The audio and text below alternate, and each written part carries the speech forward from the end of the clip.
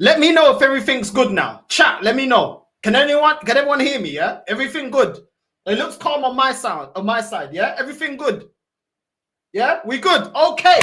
Welcome back, familia. You know what I'm saying? You know, listen. It is what it is, man. Happy Friday to everyone. Anyway, we got the Maggies in, and we're gonna get through this press conference. Hopefully, it's not a stinker like this live stream so far from Talk Studio. You know what I'm saying? Big up to everyone that's locked in. I'm obsessed with winning titles. Let's get into it. We're going to play the audio and I'll pause it every time he answers a question. And we're going to get into what I make of it. Let's get into it. Make sure you're smashing the like button. Make sure you're subscribing, all that good stuff. 8 p.m. we got another live stream as well with Dave. That if we do beat PSV in the Champions League, which is the team that we drew, if we beat PSV, more than likely, Real Madrid are going to proceed after beating Atletico. For me, listen, the way they were playing against Man City and their heritage, I'm expecting them to proceed and beat Atletico. That will be the team that we'll be facing. So we will be getting into that with Dave later on at 8 p.m. So make sure you stay tuned for that as well, 8 p.m. UK time. And let's get straight into the press conference, caramba. Let's go. I beg you, por amor de Deus, Arteta, don't piss me off. Do not piss me off. Arsenal West Ham press conference. Let's go. Good afternoon, Michael. Good to see you. Can we start with team news first of all for Saturday? No real news, to be fair. The ones that are long-term, they remained not available, and the rest, no other news. Ben White was obviously on the bench on Saturday. Do you think he's ready to start potentially? He's ready to play. Whether to start or not is a decision we'll make tomorrow, but he's certainly available now to be part of the group.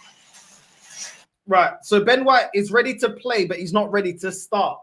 I would say keep him keep him at home. Keep him at home. I don't even want to risk it. There is no point. Yeah. The best thing to do, if he's not ready to start, bro, just keep him at home. Keep him at home. You know what I mean? You could potentially use Kivior or somebody like that to rotate. You've used Kivior as a fullback, more likely a left back than anything else. We don't need any more long-term injuries. Do not be rushing players back from injury. You rush Ben White at the start of the season, which is what led to him getting further injured for even longer for the rest of the season. So listen, we played Ben White injured, which is why everyone was like, why is Ben White playing so poor this season when he's been one of our most consistent defenders? Do not, I repeat, do not rush this guy back. I don't want any of these players rushed back. I don't care what's going on with the squad. You've made the squad, now you deal with it. The bench was apparently fixed. Use the bench. I do not care what the circumstances are. Under no circumstance, do not rush back Ben White. Don't rush back Saka. Don't rush back any of the players. If they're injured and they need to get up to speed or whatever, I don't give a coup de vaca. Do not rush them back. A question on the Champions League. You've got PSV Eindhoven in the last 16. What's your reaction to it? Do you see it as a big opportunity to get to another quarter-final? Well, we played against them. They are a really good team. We know that. We have experienced it, and it will be very difficult, like any other Champions League result that we could have got, or any team. So we know what we are facing. When you are at this stage, every team is really, really good. And once the time comes, we'll be ready for it. Okay, we'll be ready for it. Once the time comes against PSV, we'll be ready for it. Well, we will see. We will see how you do, because your European record, Arteta, has been absolutely abysmal. Being knocked out last season by Bayern Munich in the Champions League was absolutely abysmal. A Bayern Munich team that the players down tools, the manager was already given his P45. One of the worst Bayern Munich teams I've seen, probably the worst Bayern Munich team I've seen in my lifetime. And you was unable to beat them. And that is with players available. You know, you didn't have big injuries like you have right now. Then you look at our Europa League record under you, not getting knocked out by Sporting, Olympiacos, Villarreal's beat us. You know what I'm saying? Unai Emery showing you what time it is. Listen, our European record under Arteta has not been great. So it is what it is. Some people may underestimate PSV, but they're a very good team. They're very well coached. And at the moment, you know, the way that we're playing football isn't great. Let's be real. The last game, we got away with it. We weren't playing well. Let's be real. The way that we're playing isn't great. We've got the left-hand side of our attack is nullified and not doing anything. And if it wasn't for Mikel Moreno, after our last game, we'd be having a very, very different conversation. So there's a lot yet for this manager to prove, because we were not convincing in our last game in terms of the way that we played. You know what I mean? We literally threw the kitchen sink at it, throw Mikel Moreno on a striker, and that's what got us over the line. But ultimately, we need to improve the way that we're playing. Certain players need to up their game, i.e. Sterling, i.e. Odegaard, our captain. He needs to up his game as well, because he's been poor as well. So there's a lot to improve, but we will see. We will see, because I'm not fully convinced. I weren't convinced even when we had a full team. So we will see, man. We will see. Ultimately, yeah, it's going to be long. Us going up against PSV is going to be long. On the title race, Mikel, you've seen Liverpool drop points in 2 of the last 3 games now. If you can beat West Ham, it's a 5-point gap ahead of their game against Manchester City. Is there a growing belief from you and your players that you can come back and claim this title? Well, we have to do our job, and it's going to be a tough one tomorrow against West Ham, and if we do that, obviously we will be looking at that game on Sunday. But it's 13 games to go still a lot to play, and you can see how difficult it is for everybody to win football matches. So we really need to be there. I know you love watching those big games. Will you be glued to your TV on Sunday, hoping your friend Pep can do you a favour? I'm glued to tomorrow's game. That's what I'm glued, and my full focus is just there. Just generally. Okay. So there's still belief. Yeah. There's still belief that we can do something to win the title. Listen, I'll say it like this: in terms of points tally, we're not miles away from Liverpool. We're not miles away from them, but at the same time, we need to do our thing, and we have not been consistent. We've been the epitome of inconsistent this season, and there's a lot that needs to be fixed on top of our inconsistencies. And some people may talk about injuries and talk about, oh, but we've had this injury, that injury. Even before we had massive injuries, we still took an L to Bournemouth. We still were dropping points to teams that we should be beating, i.e. Brighton, Fulham, Everton. We have not been great this season at all. We have not been great at all in terms of the way that we're playing football. There's still a lot to be There's a lot to be fixed at the moment. Ethan, can we rely on him week in, week out? I'm glad that he's got an opportunity, but he's more of a number 10. Is he going to be a consistent performer as a right winger? When Ethan was playing his best football, it was mainly, it wasn't even mainly, it was as a number 10. I think Ethan's got loads of potential. I think he's a great player, but he's playing out of position. He's a 10. But listen, it is what it is. The fact that we're relying on a kid, once again, how has that been for us in the last couple of seasons? Trying to be project youth and trust in the process. The left-hand side, what are we going to do with the left-hand side? Do you know what I'm saying? Because Sterling ain't doing anything to hold down that position. And we got way too many injuries. Martinelli's out. Do you know what I mean? Trossard, maybe you use Trossard there, another player that's been inconsistent. You know what I mean? What are we going to do to get something out of the left-hand side of our attack? What are we going to do? Moreno, is he going to be able to consistently bag goals? There's nothing anyone can show me to prove that Moreno is going to consistently score goals like the brace that he scored against Leicester. So there's a lot of question marks over the team. When you look at us defensively, Lewis Skelly's doing well. The centre backs are doing well. You know what I mean? Timber, he's a good right back. I like Timber. I think he's a talented footballer. Cool. But then the midfield, Thomas Partey, he wasn't on it against Leicester. Let's be real, he wasn't really on it. Declan Rice, is he going to be able to consistently perform now?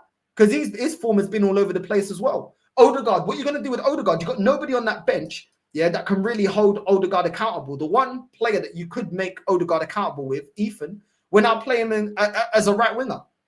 So what are you going to do with Odegaard if he drops another stinker? Do you know what I mean? I don't know. How are you going to use this bench? If you're going to start with Moreno, who are you going to take off the bench? Are you going to play Calafiori as a striker? Is he going to be the backup striker to Moreno as our starting striker, who's a DM? I don't know, man. It's crazy right now. You know what I mean? I mean, you could play Zinchenko if Zinchenko is an actual number 10. So if Odegaard is not performing, you could play Zinchenko as a 10. But ever since he released that book, it seems like you froze him out of the team. So we're going to see. Arteta says we have to do what we have to do. Of course we have to do what we have to do. But I don't know where the consistency is going to come from, because this team this season's been the epitome of inconsistency in every level. So we're going to see. We're going to see. Let's continue. Just generally, though, when you do watch these other games, are you a good spectator? What does that mean? As in, do Do you just watch it and then can you relax? Or No, relax. No, especially when you are playing for this team, you can obviously cannot relax. I relax watching games that don't interfere with our ability to win big trophies. This is the third season now that you've been involved and really involved in a title race of your own. What experiences do you think you can draw from what's happened in the past 2 seasons to maybe get you over the line this time? But the margins are so small, and everything counts. And we had numbers that any other Premier League title probably you could have won it, and we didn't. So that shows you the level and the difficulty of it. But the fact that we have experienced it obviously helps because we know what it's going to take to do it. Just a final one. This guy's always mentioning margins when it's coming to being. He was just asked there. What have you learned from the last 3 seasons of being involved in a title race or being one of the teams up there to compete for the Premier League? And he just said their margins are so small. When you look at our numbers, any other season we win the title. Bro, it's not any other season. You got to deal with the here and now. And the here and now is we haven't done enough to get over the line. Small margins. Well, guess what? You know what the small margins was? Not making Martinelli accountable when he was dropping his stinker last season and this season, and now he's injured. Not playing Trossard when he's in form. Those are small margins. When players are actually in form, you're taking them out of form. This season, Ethan was cooking as a number 10. What do you do when Odegaard's performing? Oh, Odegaard gets injured, and instead of playing Ethan and continuing his good form in the cup, you remove him out of that. You remove him out of the team. You only give him 10 minutes for game upon game. He only comes on the last 10 minutes instead of playing a player that is in form and is affecting our game. And you play Mikel Moreno as a number 10. You play Trossard as a number 10. Small margins is not addressing this bench that is built with defenders. Jorginho, Calafiori, Kivio. Do you know what I'm saying? Moreno. Just defenders on this bench. Small margins is not going out there in the transfer window and getting us a quality right winger that can actually compete with Saka in case he gets injured. And surprise, filho da puta. Saka's injured. These are the small margins that you don't want to talk about. That is what is affecting our season. Not going out there in the market and buying a clinical striker. Even though you know, in the last 2 seasons, Jesus has been injury prone. Kai Havertz has not been good enough to get us over the line. Did not affect the game against Bayern Munich. The guy is not a big game player. These are the small margins. Not at least, if you can't get your main targets, at least take a punt on a Dovbyk or Santiago Jimenez. Or Leif Laff from that's went to Atlanta in the MLS for 17.7 million pounds or whatever it was. These are the small margins that you've not gone out there and done. Getting somebody that you actually believe can compete with Odegaard for that number 10. Not going out there and buying a centre-back in case anything happens to one of our centre-backs, which we have had injuries to our centre-backs this season again. And what have you done to rectify it? Kivio that you brought in, not good enough. Timber can't play as a centre-back. He's better as a full-back. These are the small margins that you have not rectified. And you want to sit there and say, oh, what I've learned is the small margins. You have learned nothing. The bench ain't fixed. We don't have a clinical goal scorer. We don't have anyone to compete with Odegaard. We don't have anyone to compete with Saka. The left-hand side of the attack is completely obliterated. We don't have rotation. We don't have good enough competition for Partey or Rice because Mikel Moreno can't rival either of them when they're fit. We don't have centre-back rotation. We don't actually have a backup left-back that's of any quality. Let's be real. If Lewis Skelly gets injured, you confident with Calafiori? Because I'm not. You confident with Zinchenko? Because I'm not, because both of them can't defend. Then you go to Kivio. Oh, Kivio that we're trying to get rid of. So when you're talking about small margins, filho da puta, the small margins are in every metric that we talk about, you have not made this team better. We have not learned from last season. And then ultimately, the way that we play football is worse than the way that we played football when we was 8 points ahead. When we was 8 points ahead in the league, we played better style of football. We got the best out of the players that we had. We just needed to build upon that and buy world-class players and buy players that will turn up in the big games, knockout games, the crunch end of the season. That's what we needed to do. So these are the small margins that I like, that you like to skate away. Typical Nouville, typical Tasego, like he's blind, like he doesn't understand. No. We know what the small margins are. The reason you're not pointing them out is because every small margin to win the league points back at you and the ownership and the people that run this club, the Cronkies. Those are the small margins that you don't want to talk about. But we know what the small margins are. But it's funny how you talk about small margins and points tally. Well, if the points tally wasn't enough, what did you do to build upon that? Sterling, was sinking at Chelsea. Moreno, that doesn't get into the squad. Calafiori, that isn't better than the academy player, Lewis Skelly, that's on what, 5K a month? 5K a week, sorry. The question was, what have you learned? And all you said is small margins, and let's not forget the points tally that we got in the last 2-3 seasons that was in a title race. Nobody cares. We're asking you, what have you learned? This guy is A1 at deflecting.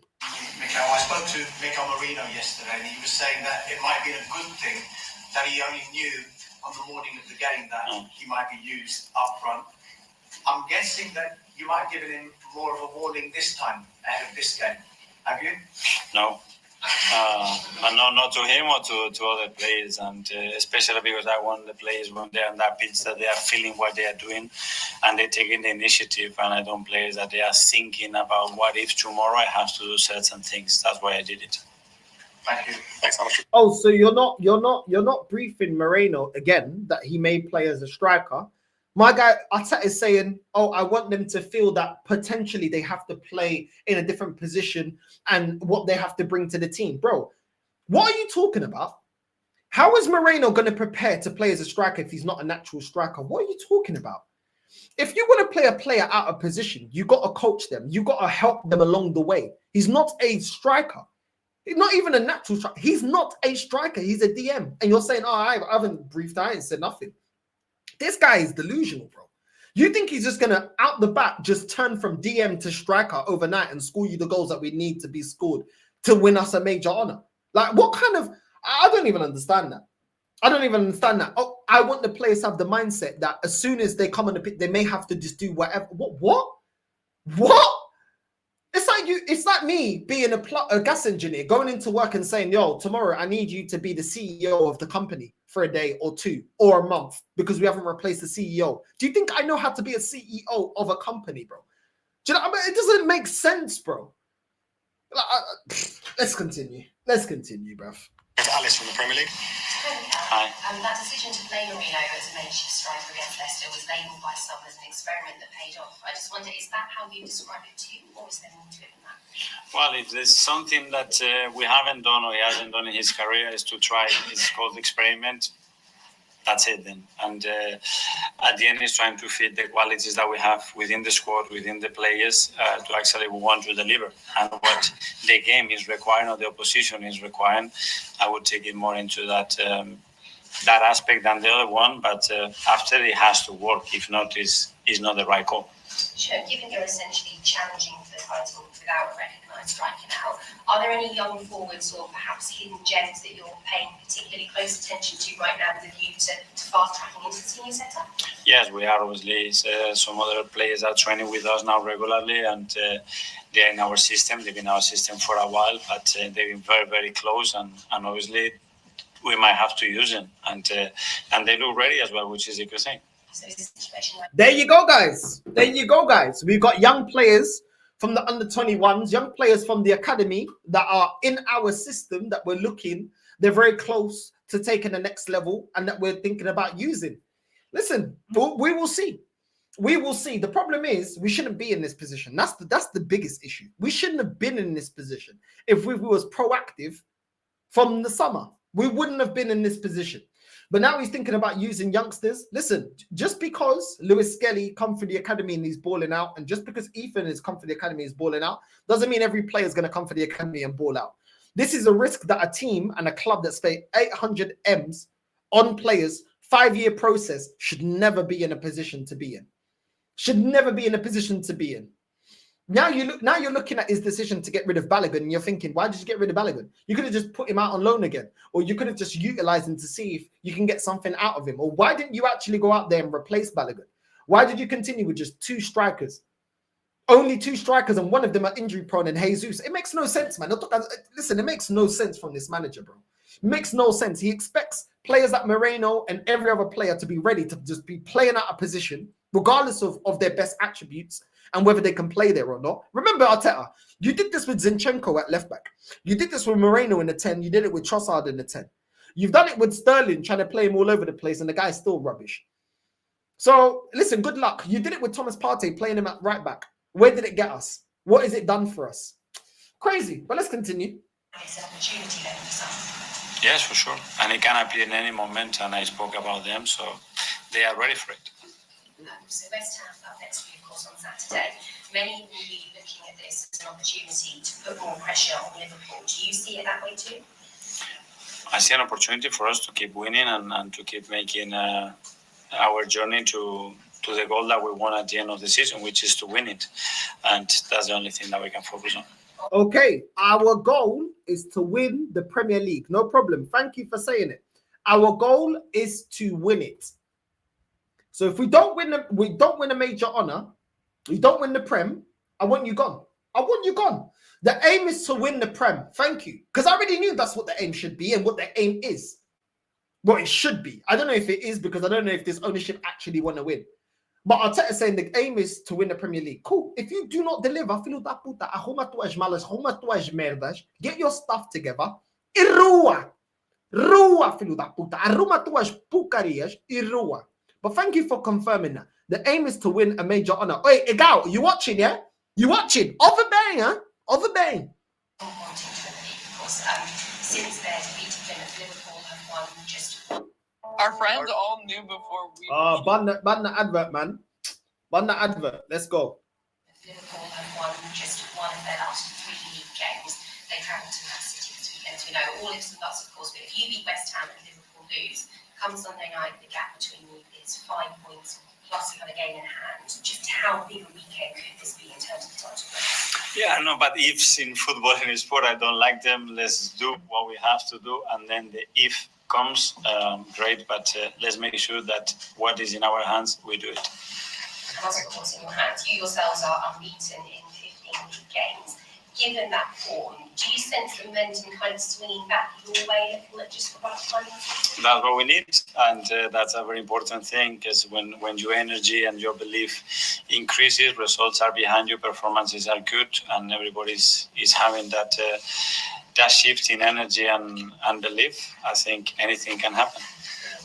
Thank you. Ian, talk to all. Anything can happen because of our current form. Anything can happen because of our current form, yeah? Our current form. Our current form, yeah, we won against Leicester, yeah? But we still been dropping points. We dropped points against Aston Villa. Is that good momentum? Dropping points against Aston Villa. What about losing to Brighton? I mean, drawing to Brighton.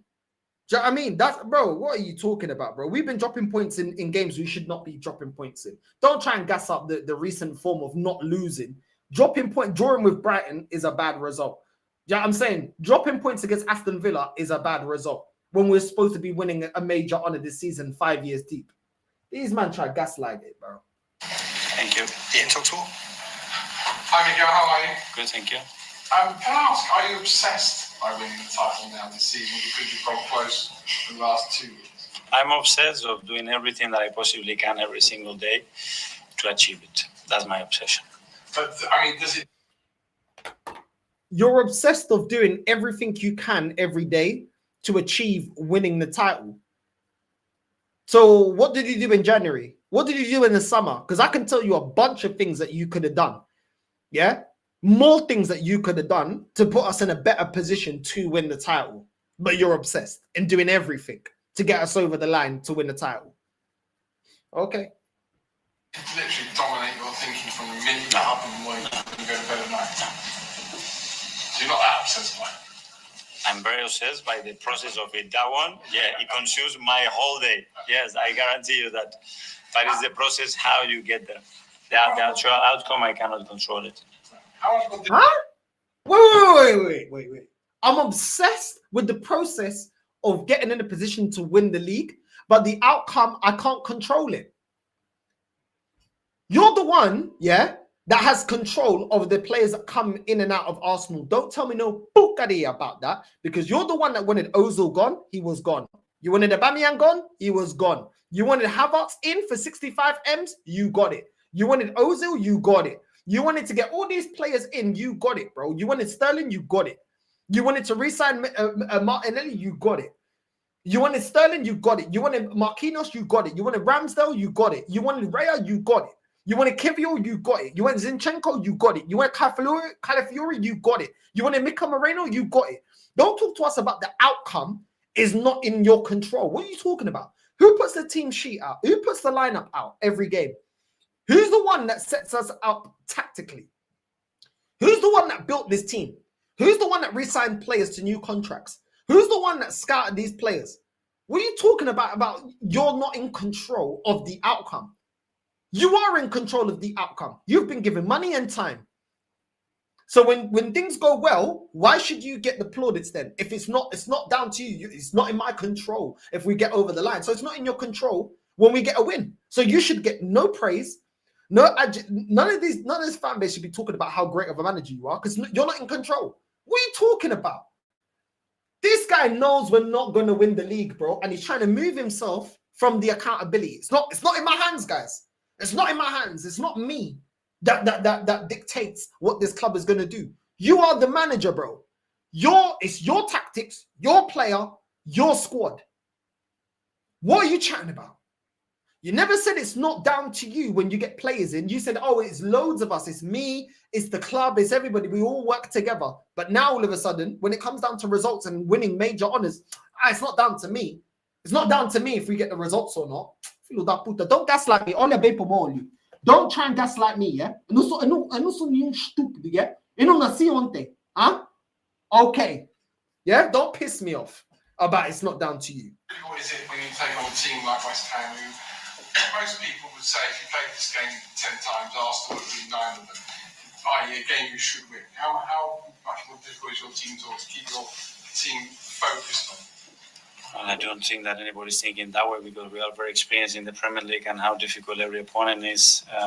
We have a history of what happened last year here at home against them. We have the history of what happened with Graham against us at the Emirates. So, very different feeling.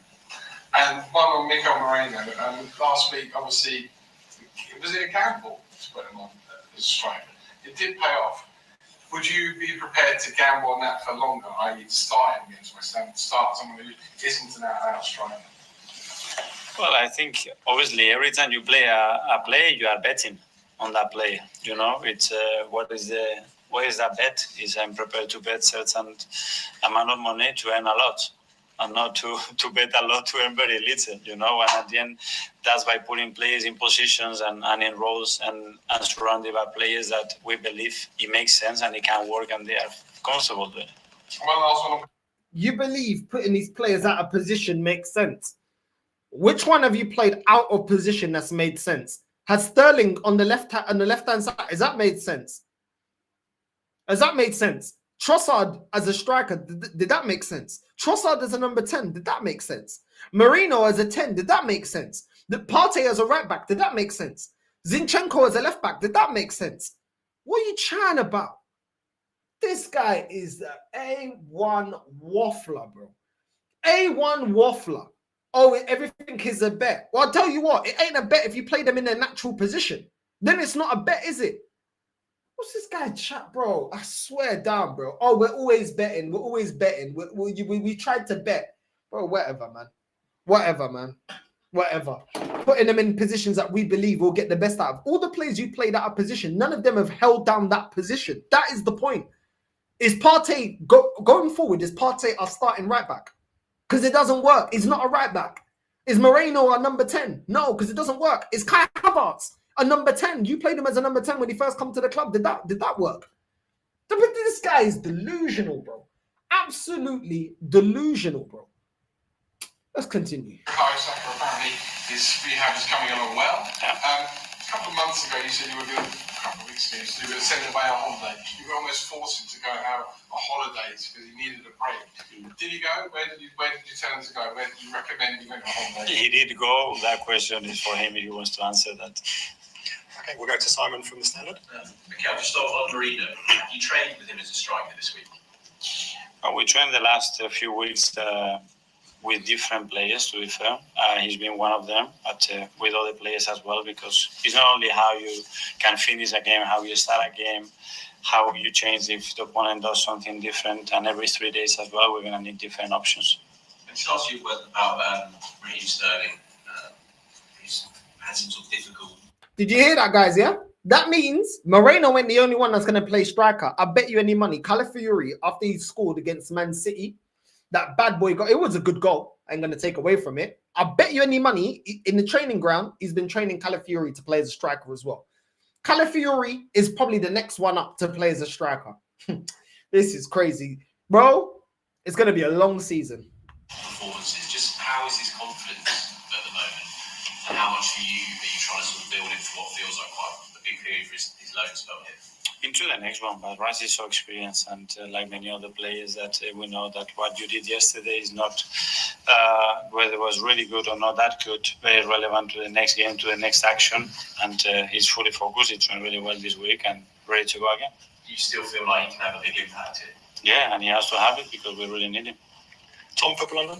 Okay, Hi. so a player comes off the bench, scores 2 goals naturally. That leads to a lot of questions about whether he should start that next game. But the fact that he came off the bench in that particular game state, how heavy does that kind of weigh on your mind, and then potentially starting a player in a game? What's the difference between that decision that has to be made? Yeah, we believe he was right for that context, but then he made it right. And then starting a game is very different, especially against a team that obviously they have the adaptability to play in different ways, with very different behaviors within different structures that they can use as well, and that's what we have prepared. Different context. Moreno was right to play as a striker because he was right to play in that context. Bro, get ready for Sterling to play striker. Get ready for flipping Ethan might play striker. Get ready for Calafiori to play striker. Moreno going to be playing striker. I wouldn't even be surprised if he puts Odegaard as striker. You know what I'm saying? At this point, it's going to be crazy. Absolutely crazy, man. You know what I mean? The right what context? What are you talking about? What context? It was a gamble that you got away with. But it's not you see these gambles? Eventually, they're going to fall flat. Remember the Nketiah gamble a couple of seasons ago to get top 4? That Spurs beat us to get top 4? That was a gamble and trusting Nketiah when he ain't good enough. And guess what? We didn't get top 4. It was a gamble to think that you can make Jesus into a clinical goal scorer. And guess what? That gamble didn't pay off either. We didn't win the title. Playing Havertz and thinking that you're going to make him a clinical goal scorer when he doesn't have the ability to be is a gamble, and it didn't work. And we didn't get over the line. So you continue doing this whole system and started a system to go through Zinchenko that can't defend. That was a gamble. And how did that pay off? Oh, we didn't win the league. Bro, I'm tired of these gambles, bro. We should not be 5 years in talking about gambling, bro. What is this? Is this Las Vegas, bro? Is this Las Vegas? Is this Las Vegas? Is this Ace of Spades in Atlanta? Come on, man. And just with the Champions League games in March, is there any hope that either of the 2 players in Martinelli and Saka could be pulled back for either leg of those games? I'm not sure. That's a question for the doctor. They're both evolving really well. Probably Guy Martinelli is a bit ahead of Bukayo as well for the extent of that injury. But then we'll have to see the less extent in the previous weeks before that, how the boys are feeling and what we are prepared to do. James. Bro, there's no update on Martinelli and Saka. He said Martinelli is closer to returning. I bet you any money, yeah. If we go for, if we beat PSV and we go on to face Real Madrid in the round after that, I bet you any money this guy will bring Saka out with crutches, bro. Saka will be coming out doing the thriller.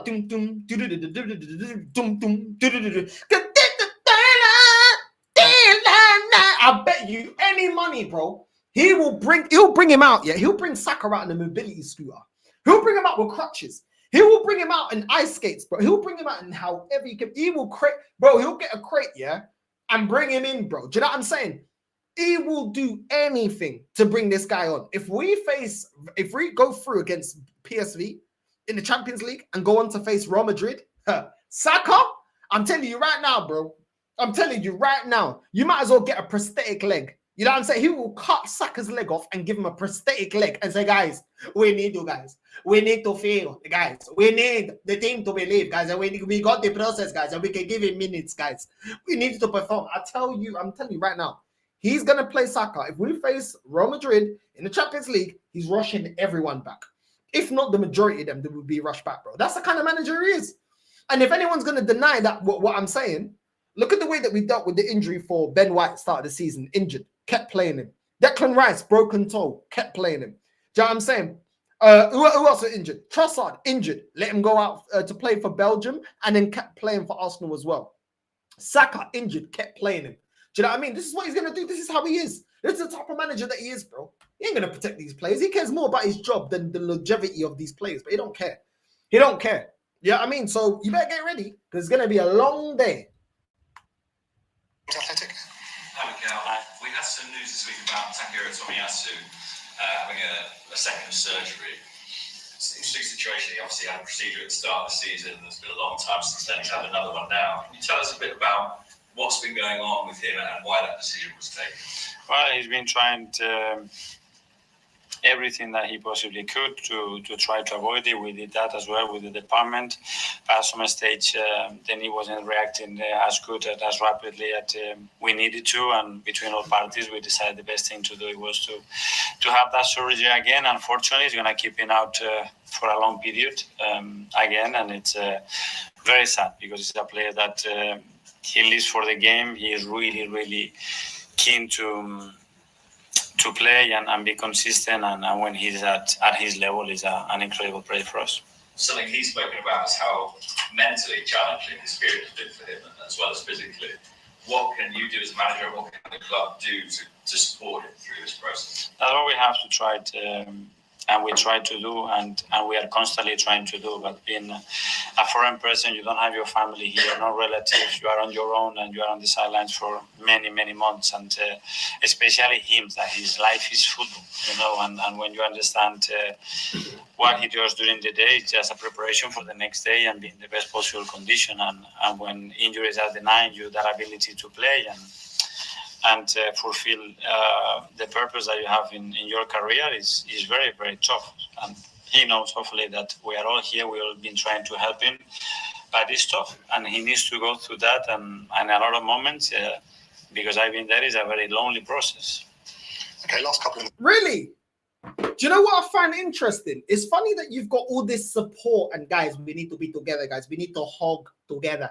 Go to Costa Coffee, go to Starbucks, guys, and get the coffee together and have a latte, guys, with the whipped cream, guys. A frappe, guys. We need to buy Tommy a frappe, guys, so he can feel collectively together, connected together, and pressed together and squeezing together. Where's this energy for Tierney? Where's this energy for Tierney? Because I don't see none of this energy for Tierney. When Tierney's injured, I never heard you talk about Tierney like this. I never heard you saying we have to be there. We have to be there for him. He's in a foreign country, wherever. Tierney's Scottish. Tierney's not English. Has he got family here? I don't know. Where was this support? And the club has to be behind him. And, you know, he lives for football. Tierney lives for football. Before Tierney coming to Arsenal, he was winning major honors, bro. He won the Scottish League. He was winning cups. He's a decorated player. He won everything he could win in Scotland. So where is this concern and this love and affection for when Tierney's out? Why is it that when Tomiyasu's out, we need to be there for him? When it's Tierney, well, you know, we'll play him whenever we can be bothered, but, you know, we don't really care. I start the team. Even we're playing players that are not even as good as him. You know what I mean? Even when he's available. When he's not available, whatever. We just ice him out the team, ice him out the club, ice him out the squad. We're not going to utilize him. How come it's only for one and not for the other, bro? Do you know what I mean? And this is why Tierney's more than happy to leave, bro. Because you didn't have this energy for Tierney. And then Arteta says at the end, oh, but I've been in this position. I know what it feels like when the player's injured and stuff like that. Okay, cool. So why didn't you use that same energy that you got for Tommy to Tierney? Do you know why? It's called favoritism. Yeah, I'm saying it's called favoritism. And anyone that's worked in a toxic work environment knows exactly what I'm talking about. If your face fits, your face fits. That's what it is, bro. If your face fits, your face fits. If you're one of the boys, you know what I mean? You can do an extra 20 minutes on lunch break. You know what I mean? You can get in work a bit late. Nobody says anything because you're one of the boys. You know what I'm saying? You can have a day off. You can go to your doctor's appointment. If you're not one of the favorites, why are you late? It's 2 minutes. Why are you late? You have to be on time. 1 hour. Why are you still on your lunch break? What are you doing? That's what it is. That is the energy that he's showing in comparison to the two, bro. Oh, you got a doctor's appointment. Oh, well, you should have told me this last week. You can't tell me this last minute. Oh, but so-and-so went, yeah, but listen, we're talking about you. And we're going to have a word as well in terms of your work, you know, in terms of a catch up. We need a catch up. The next man, he can be hiding, not answering the radio, not being available, chilling on his phone. You know what I'm saying? But when it's you, oh, we need a meeting. We need a catch up. Can I have a word? Can I have a word? Yeah? This is all selective bullshit, bro. You're there for Tomiyasu, that has been way more injured than Tierney. But when it's Tierney, oh, well, we don't care, bro. We don't care. Bro, I'm not hearing none of it, bro. I'm not hearing none of it. I can see when a manager is being selective, bro. Yeah, I mean, when you're one of the boys, you get away with it. When you're not, this is what happens, bro. Absolute joke, in my opinion. Absolute joke. Live section, James, ESPN. Hi. Just talking about some momentum and self-belief, and obviously losing Kai was another big blow you've had to deal with this season. Do you sense that the players have recovered from that and they've sort of regained the sense that they can go and win the league, that they actually believe they can go and do it? Yeah, it's just, I don't know, recover or flick the switch and see, okay, what is the opportunity now to do something, again, different, special for him, for the teammates, for all the effort that we have put for so long again and everything that happened. And then it's been very re-energizing as well to say, okay, let's see if we can do that together again. And whatever gaps we have within or holes within the team, we're going to fill them in a different way with different players in different ways. Obviously, you've gone up against City the last couple of years, but the fact that Liverpool are out there in front at the moment, does it feel any different this year to the last 2 years? No, well, we've been in different situations. Sometimes we've been leading, sometimes at this stage we'll be behind, and then we took the lead. Every year feels a little bit different. The ambition, the hope, the willingness, the energy is always there because the prize is so big. But it's not different, though. It's not different. It's not different. The last couple of seasons, the bench is not competitive enough to push to get into the starting 11, and it's the same issue now. We don't have a striker, a proper striker, a traditional striker. Certain players get into the team regardless of performance. It doesn't matter how they perform. Saka can drop an absolute stinker, doesn't matter, he starts every game. Odegaard can drop a stinker, doesn't matter, he starts again. How is it different? We are fumbling under the same circumstances, and ultimately, you as a manager, you are not finding the way. You didn't find the way against Man United in the cup. We got kicked out. You didn't find the way against Newcastle this season. We lost to them already 3 times this season. We got kicked out the cup to Newcastle. Once again, your man management has been poor. What are you talking about? Every season's different. No. It's the same issues that we're facing every season. You are not good enough as a tactician to get us over the line. You have not built a squad that is competitive, and you haven't got a starting lineup that has the right ingredients, in your word, the right ingredients to get over the line. Winning mentality, world-class players that have been there and done that. Specialists in their roles instead of players that can do bit parts in certain positions. What are you talking about? That is different. Every season is different. We're facing different. We're not facing different stuff. The only thing different that we're facing this season is injury. But then a couple of seasons ago, we were in the title race and we got one of our centre-backs injured. Oh yeah, but we lost the league title because one of our centre-backs got injured. What did we do to correct that? What have we done to correct that? When one of our centre-backs have been injured this season, we're playing Kivior there as a centre-back. Has he been good enough? Oh no, he's not. So we didn't learn from when we bottled the league title and we had a centre-back out. We didn't learn from that.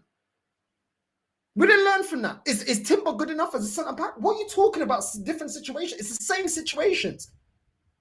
When we're in the knockout stages of cups, who comes off the bench to get us over the line? Who's the player that's the difference maker? Because Saka's not, and I'm not even trying to get at Saka. Saka's not, because you run him down into the ground and he's not a world-class player. He's not been there yet and done that. Other than Saka that we heavily rely on, who bails us out? So what are you talking about? It's a different situation. Different situation based on what? We're fumbling at for the same issues. The squad, your ability in terms of in-game management, your tactics, and the way you set us out, and lack of foresight in putting and getting players to be made accountable by putting good competition on the bench to make them accountable if they drop a stinker. How is it different situations? It's not different situations, bro. What's this guy waffling about for this? Eu já tô por aqui, quer saber? Eu já tô por aqui, já não aguento mais, já tá aqui entalado na minha garganta, mesmo aqui, já não aguento mais with these excuses, bro. Asking from the point of view that, you know, you talk to players about maybe reminding them that they're not up against the machine, you know, since you've gone and done it year after year, 90 plus points. Liverpool obviously a very good side, but we don't know if they can do that. Yeah, we don't know. What you're saying is basically because they've done it for 6-7 years, Man City. It is different, but to be fair, they've been very consistent. They've been an exception of what they've been doing. But it's a long journey for everybody, and we have to be there. And Phil at the back. Nobody cares, Arteta. They did it for years and years and years. Klopp was able to win, to nick a Premier League off of them. Conte was able to nick a Premier League off of them. Don't tell me it can't be done. We've seen the machine before the Pep era. We had the Fergie era. Chelsea still won titles. Arsenal still won titles. Do you know what I'm saying? Man City still won titles. So what are you talking about? Man, go on like, oh, dominance in England can't be broken. Even though Fergie won 13 Premier League titles, there were still other teams that won league titles even during their dominance. Arsenal first, then Chelsea, then Man City. I'm not hearing the excuses. I am not hearing excuses. Bayern Munich dominate the Bundesliga every flipping year. But guess what? Last year, Xavi won it with Leverkusen that never won a title before. Porto and Benfica dominate the Portuguese league. Guess what? Sporting under Amorim was winning back-to-back Portuguese titles. What are you talking about? Like, dominance can't be broken. Real Madrid are the best club in the world. Do they win it every year? We've seen Atleti win it with Simeone. We've seen Barcelona win it. Even when they're £1 billion in debt with Xavi, they still were able to win the league title, even being £1 billion in debt. Do not tell me about, oh, a club is a machine and they don't. No, the only real machine in football is Real Madrid. And even they don't win every single league title every single year. So I'm not hearing it. I'm just going back to Raheem. Do you think that he's sort of struggling with the Hopefully not, because we try to give him as much as possible. But that's a question for him. But we are all behind him. We are the best for him, and it's going to be really important. And we need his best, and we need the players only with that mindset, is to be here to impact the team. In terms of what you see it day to day, he seems pretty happy himself. Or is there anything that's I don't see anything there. And he's a player that is so experienced, and he knows it's about the next action, the next action, and the next action. And bro, you can die on that hill with Sterling. You can die on that hill with Sterling. It is what it is, bro. I'm tired of hearing the waffling. I'll be real, man. You know what I'm saying? I'm tired of hearing the waffling, bro. It's crazy, bro. You know what I mean? It's absolutely crazy. Yeah, bro. Absolute facts, man. Absolute facts. Listen, big up to everyone that's locked in. We are going to redirect to Mike's. I'm going to be jumping on Mike's channel right now for the West Ham and Arsenal preview. So big up to everyone that's locked in. We're going to redirect. You know what I'm saying? We're going to redirect to Mike's, and I'll see you there. We're literally going live in a minute. So we're going to redirect. On your way to Mike's channel, West Ham fan, Northside Raid, and let's see what the West Ham fans have got to say about the game tomorrow, Arsenal versus West Ham. I'll see you guys there literally in a minute.